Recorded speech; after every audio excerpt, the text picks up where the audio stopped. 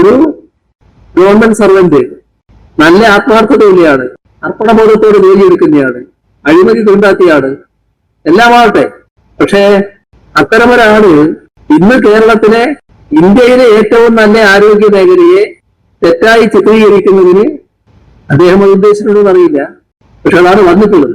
ഇത് നമ്മുടെ മുന്നിൽ അനുഭവ പാഠമായിരിക്കും. എല്ലാ കാര്യവും പൂർണ്ണതയിലായിരിക്കും എന്ന് ആർക്കും പറയാൻ കഴിയില്ല. നമ്മുടെ മെഡിക്കൽ കോളേജുകളിൽ അതിസങ്കീർണമായ ശസ്ത്രക്രിയ നടക്കുന്നുണ്ട്. ആ ശസ്ത്രക്രിയകൾക്ക് ആവശ്യമായ എല്ലാ കാര്യങ്ങളും സർക്കാർ ഒരുക്കിയിട്ടുണ്ട്. ഉപകരണങ്ങള് ചിലപ്പോൾ ഇല്ലാത്ത സ്ഥിതി ഉണ്ടാകാം. അത് എല്ലാ കാലത്തുള്ള നിലയിലാണ്. വളരെ വേഗം തന്നെ അത്തരം ഉപകരണങ്ങൾ വാങ്ങി നിൽക്കുന്ന നിലയാണല്ലോ ഉള്ളത്. അപ്പൊ അദ്ദേഹം ഉന്നയിച്ച പ്രശ്നത്തിലുള്ള ഔദ്യോഗിക വിശദീകരണം ഇപ്പോൾ വന്നിട്ടുണ്ട്.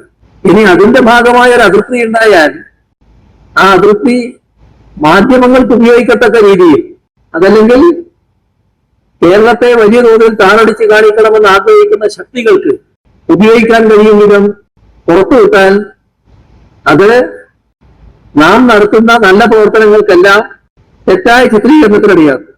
അത് നല്ലോണം ശ്രദ്ധിച്ചോളൂ. എല്ലാവരും ശ്രദ്ധിക്കേണ്ട കാര്യമാണ്.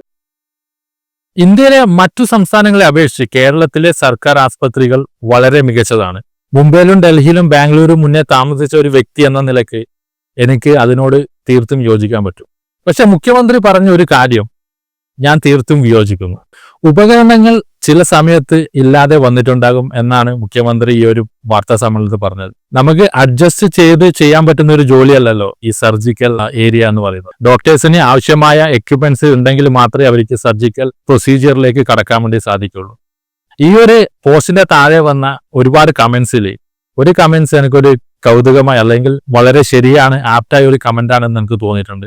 ഉപകരണങ്ങൾ ഇല്ലാതെ പണിയെടുക്കാൻ ഇത് റോഡ് പണിയല്ല എന്നാണ് ആ പുള്ളിക്കാരൻ കമന്റ് ചെയ്തത്.